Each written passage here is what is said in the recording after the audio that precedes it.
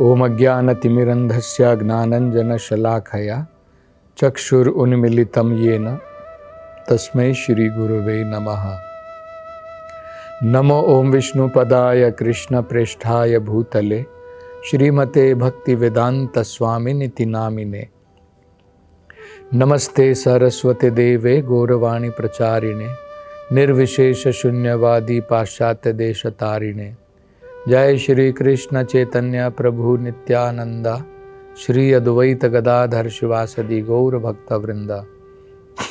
हरे कृष्णा कृष्ण कृष्णा हरे हरे, हरे रामा राम राम हरे हरे। हरे कृष्णा। तो लक्ष्मी जी अपनी आगे प्रार्थना करती हैं, बड़ी महत्वपूर्ण प्रार्थना वो करती हैं। वो कहते हैं कि हे भगवान, आप कामदेव हैं। कामदेव जो सभी कामनाओं इच्छाओं को पूरा कर सकते हैं। तो अगर कोई स्त्री आपकी उपासना करती है शुद्ध हृदय के साथ में, भक्ति के साथ में, बिना कोई दूसरी इच्छा लेकर के, केवल आपकी संतुष्टि करने के लिए, तो आप अपने आप उसकी सारी इच्छाएं पूरी कर देते हैं। लेकिन अगर वो स्त्री किसी लालसा को लेकर के, कुछ एक अपनी इच्छा को लेकर के अगर आपकी उपासना करती है, आप उसकी इच्छा को पूरी तो कर देंगे, लेकिन बाद में वो स्त्री पछताती है। इसलिए मेरा ये विचार है कि किसी को भी आपकी उपासना अलग अलग अनेकों प्रकार की इच्छाओं को लेकर के नहीं करनी चाहिए। बहुत महत्वपूर्ण बातें माता लक्ष्मी ने जो है यहाँ पर बताई है। पहली बात वो बता रही है कि क्योंकि आप कामदेव हैं, आप सबके हृदय में विराजमान हैं, आप सबकी इच्छाओं को जानते हैं। तो अगर कोई आपकी प्रेम के साथ में आपकी संतुष्टि करने के लिए अगर कोई भक्ति करता है, तो आप उसकी सारी इच्छाओं को जानते हैं और आप उनकी सारी इच्छाओं को पूरी करेंगे। और साथ साथ में क्या होगा, उसको आपकी प्रेम भक्ति भी प्राप्त होगी। लेकिन अगर कोई आपकी उपासना कुछ इच्छाओं को, लालसाओं को लेकर के करता है, आप उसकी वो इच्छा जरूर पूरी कर देंगे, लेकिन बाद में वो पछताता है। इसलिए बेहतर क्या है, सबको आपकी उपासना शुद्ध हृदय के साथ में करनी चाहिए, शुद्ध भक्ति के साथ में करनी चाहिए। तो देखिए रूप गोस्वामी जी बताते हैं शुद्ध भक्ति का मतलब क्या होता है। वो कहते हैं, अन्य अभिलाषिता शून्यम ज्ञान कर्म आदि अनावृतम आनुकूल्येन कृष्णानुशीलनम भक्तिर उत्तमम। उत्तम भक्ति वो बताते क्या होती है। अन्य अभिलाषिता शून्यम जो भी हमारी भौतिक इच्छाएं हैं, भगवान की संतुष्टि को छोड़ करके, देखिए सारी इच्छाओं को कोई शून्य नहीं कर सकता है। हम जीव हैं, हम जीवित हैं, हमारे अंदर में चेतना है, तो इच्छाएं तो जरूर होंगी। इच्छा को शून्य नहीं किया जा सकता है। इच्छा को अगर आप शून्य कर देंगे तो हमारे में और एक पत्थर में कोई अंतर नहीं रह जाएगा। तो इच्छाएं तो रहेंगी, लेकिन ये इच्छा, अन्य इच्छा, आपकी संतुष्टि को छोड़ करके बाकी इच्छा, उनको जीरो करना है, उनको शून्य करना है। और वो कहते खासकर कौन सी इच्छा होती है? कर्म करके भोगने की इच्छा। कुछ अच्छे कर्म करूंगा, उनके फल मुझे चाहिए। और ज्ञान के द्वारा अंत में भगवान में लीन होने की इच्छा। अहम ब्रह्मास्मि कह करके कि मैं अंत में ब्रह्मन में लीन हो जाना चाहता हूं। खासकर वो कहते हैं ये दो प्रकार की इच्छाओं का त्याग जरूर करना चाहिए। ज्ञान कर्म आदि अनावृतम, ज्ञान और कर्म के द्वारा भोगने की इच्छा को अलग कर देना है, अनावृतम, उसको छोड़ देना है। और क्या करना है? अनुकूल्येना, आपके जो अनुकूल है, भक्ति के जो अनुकूल है, वही इच्छा मात्र हमें रखनी चाहिए। कृष्णा अनुशीलनम, जो कृष्ण के अनुकूल है, उस प्रकार के कार्य, उस प्रकार की इच्छाएं, ये हमें भक्ति में करनी चाहिए। भक्तिर उत्तमम, इस प्रकार की भक्ति को उत्तम भक्ति कहते हैं। तब हम लोगों के मन में प्रश्न आएगा, प्रभु हम तो भौतिक संसार में जी रहे हैं, तो इच्छाएं तो आएंगी, अब हमें क्या करना चाहिए उसके लिए? मन में भौतिक इच्छा तो आती है। तो इसलिए वेदों में बताया है भक्ति हमें प्रामाणिक गुरु के आश्रय में करनी चाहिए। एक प्रामाणिक गुरु का आश्रय लेकर के हमें भक्ति करनी चाहिए। क्या होगा जब हम प्रामाणिक गुरु का आश्रय लेंगे? वो हमें विधि बताएंगे, विधि बताएंगे हमें क्या करना है, क्या नहीं करना है। इसको क्या कहते हैं? इसको विधि भक्ति कहते हैं। जो भक्ति का प्रयास नियमों के अनुसार किया जाता है, विधियों के अनुसार किया जाता है, जो शास्त्रों में दी है, उसे विधि भक्ति कहते हैं। यह शुरुआत है। विधि भक्ति का पालन करने से क्या होगा? धीरे धीरे हमारा मन शुद्ध हो जाएगा, हमारा जो प्रेम है भगवान के प्रति वो जागृत हो जाएगा, भगवान के प्रति प्रेम जागृत हो जाएगा। और एक बार अगर जागृत हो गया तो फिर ऑटोमेटिकली हम जो है, हमारी भगवान से आसक्ति बढ़ जाएगी और हम बिना किसी इच्छा के भगवान की भक्ति करेंगे। तब अगला प्रश्न उठेगा, उससे क्या फायदा होगा?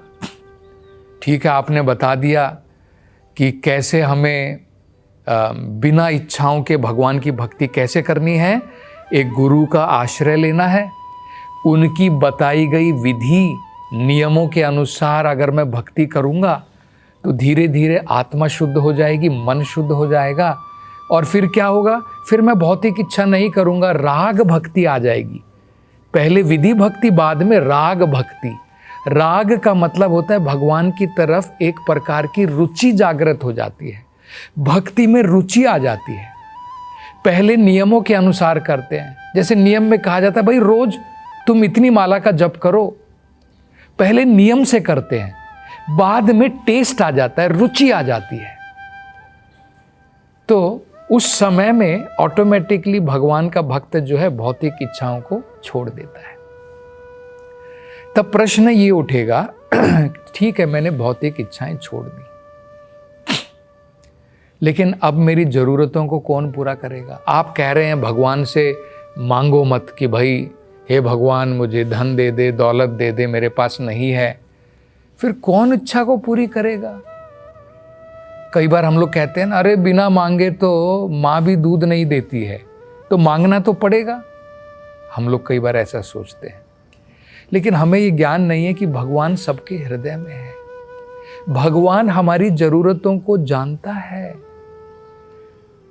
वो हमारे हृदय में परमात्मा के रूप में विराजमान है। हमारी क्या जरूरतें हैं भगवान समझते हैं।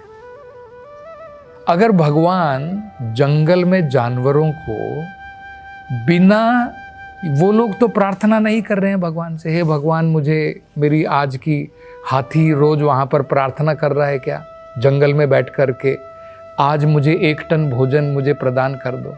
भगवान ने अगर उसको प्रदान किया तो क्या बाकी जीव को प्रदान नहीं करेगा? और अगर कोई भगवान की भक्ति में लगा है, भगवान की भक्ति में लगा है, भगवान व्यक्तिगत तरीके से पर्सनली प्रदान करेंगे। ये भगवान ने भगवद गीता में वचन दिया है कि अगर कोई मेरी अनन्य भक्ति में लगा है, उसकी सारी जरूरतों को मैं पूरी करूंगा। ये भगवान ने भगवद गीता में कहा है, अनन्यश्चिन्तयन्तो माम ये जना परिउपासते तेषाम नित्यभियुक्तानां योगक्षेमं व्याहामि अहम्। ये आपने सुना है ना, आजकल LIC वालों ने अपना ये श्लोगन बना लिया, योगक्षेमं व्याहामि अहम्। ये भगवद गीता में भगवान वचन दे रहे हैं। अहम, भगवान कह रहे हैं, मैं अपने भक्त का योग और क्षेम सब मैं देता हूं। उसकी जो जरूरतें हैं मैं प्रदान करता हूं, और उसके पास में जो है उसकी रक्षा भी मैं करता हूं। तो जो हमारे पास में है भगवान उसकी रक्षा भी करेंगे, जो आपके पास में नहीं है वो प्रदान भी करेंगे। फिर भला पूछने की क्या जरूरत है? ये हमें समझना है। बचपन में ये हम कैसे समझ सकते, देखिए छोटे से उदाहरण के द्वारा।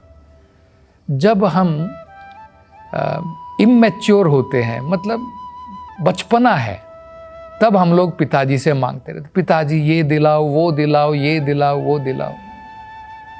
जब बच्चा बड़ा हो जाता है तब पिताजी से कहता है, पिताजी मैंने बहुत मांग लिया आपसे, अब मैं आपकी सेवा करना चाहता हूँ, अब मैं आपको कुछ प्रदान करना चाहता हूँ सेवा के रूप में। अब मतलब मैच्योरिटी आ गई। तो यही है भक्ति में भी। शुरुआत में हो सकता है जब हमें ज्ञान नहीं है, भक्ति का बोध नहीं है, तो हम भगवान से मांगते हैं।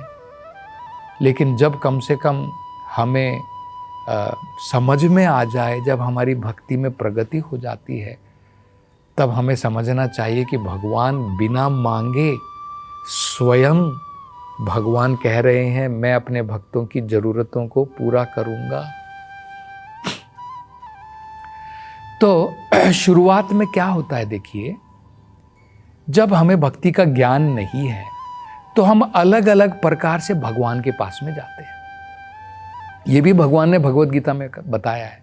भगवान ने कहा वो भी ठीक है, लेकिन शुरुआत में चलेगा।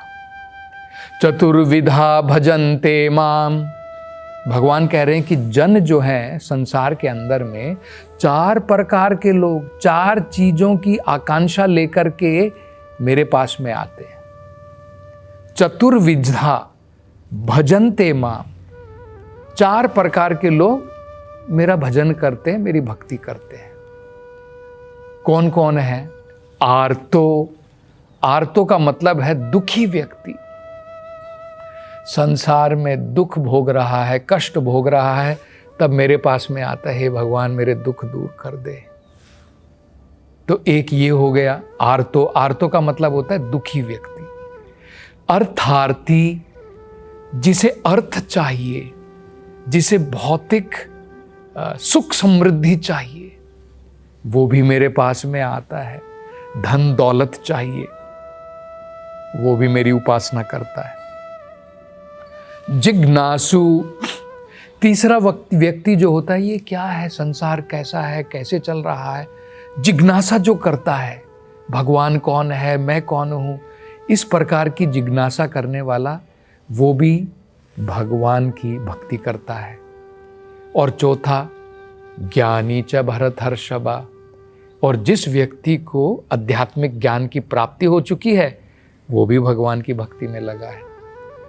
तो ये जो लोग हैं जो अलग अलग प्रकार से भगवान की उपासना में आते हैं वो सब उदार हैं, वो भी महात्मा हैं, क्योंकि कम से कम भगवान के पास में आए, बाकी देवी देवताओं के पास में नहीं गए।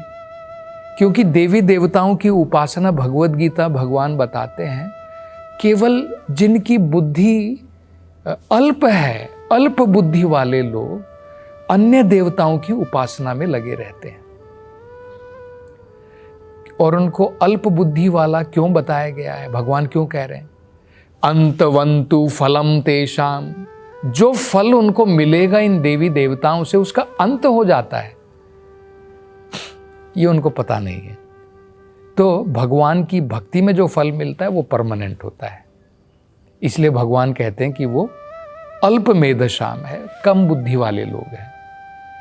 लेकिन क्या होता है, कम से कम जो भगवान की उपासना में लगा है, भक्ति में लगा है, ठीक है, ये 4 चीजें उसको चाहिए। किसी को अपना दुख का हरण करवाना है, किसी को धन दौलत की जरूरत है, कोई जिज्ञासा के द्वारा भगवान के पास आता है, कोई ज्ञान को समझ करके भगवान के पास आता है। भगवान कहते धीरे धीरे ये लोग सब शुद्ध हो जाएंगे और धीरे धीरे ये भी मेरी अकाम भक्ति में लग जाएंगे। इसलिए भगवान ने भागवतम में भी ये बताया, बहुत महत्वपूर्ण है। देखिए, अकामो सर्व कामो व मोक्ष काम उदार दी यजेत पुरुषम परम। वहां पर भगवान कहते हैं आप में कोई इच्छा नहीं है, अकामो सर्व कामो, या फिर आपके अंदर में सारी इच्छा है, या फिर आपके अंदर में मोक्ष की इच्छा है, मोक्ष काम। यजेत पुरुषम परम, फिर भी देवताओं के पास मत जाओ, भगवान की उपासना करो। क्यों? क्योंकि भगवान की उपासना करने से सब कुछ प्राप्त भी होगा और हृदय भी शुद्ध हो जाएगा। तो ये बड़ा महत्वपूर्ण है। और आगे लक्ष्मी जी और क्या प्रार्थनाएं करती हैं उसकी चर्चा हम अगली कथा में करेंगे। हरे कृष्णा। त्रिवेणी का ये संगम सारे पाप हर जाता है, कुंभ नहीं वरदान है, मोक्ष द्वार कहलाता है। प्रयागराज की ये धरती संतों का यहाँ रेला है, कण कण में यहाँ ज्ञान भरा ये महाकुंभ का मेला है। अमृत का रस छलकाए वो महाकुंभ है, जहाँ आस्था की धारा वो महाकुंभ है। नमस्कार, मैं हूँ सुरेश वाडकर। पवित्र त्रिवेणी संगम पर महाकुंभ मेला एक स्वर्णिम अवसर लेकर आया है, लेकिन हर कोई प्रयागराज नहीं पहुंच पाता। ऐसे भक्तों के लिए वृंदावन चंद्रोदय मंदिर एक विशेष मानसी स्नान और हवन सेवा का आयोजन कर रहा है। चलो साथ मिलकर इस स्वर्णिम अवसर का लाभ उठाएं, महाकुंभ में भाग लेने के साथ साथ चंद्रोदय मंदिर बनाएं। हरे कृष्ण।